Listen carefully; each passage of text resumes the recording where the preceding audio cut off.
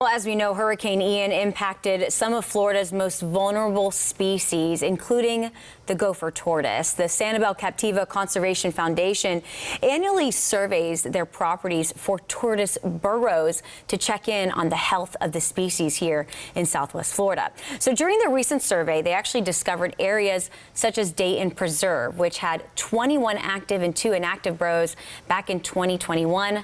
Well, now there are no longer any remaining active or even inactive burrows post-Hurricane Ian. Now, this preserve is on Tarpon Bay Road and West Gulf Drive. It's very close to the beach with very little high elevation compared to other areas on Sanibel. So while some of the tortoises may have lost their burrows completely in the storm, this doesn't mean they didn't survive. Tortoises arrived to Sanibel by floating here. Originally, even though they are a land species, they can survive in the water for a short period of time. So let's look at some good news here. The storm actually opened up more potential habitat on the island, which could result in more tortoises and other wildlife to seek out more optimal areas on the island to go ahead and burrow and set up for a new home.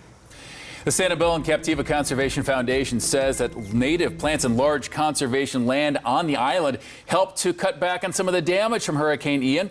The group's environmental policy director posted the message online, pointing to the Sanibel plan. That's a code written and enacted back in the 70s when the island was incorporated. The foundation says the plan limits overdevelopment at Sanibel and also requires native plants get placed in the rebuilding process. But the group says it is ready to step in if the rebuilding process on the island also impacts ecosystems there. The group says Ian was a wake-up call, highlighting the importance of retaining natural land.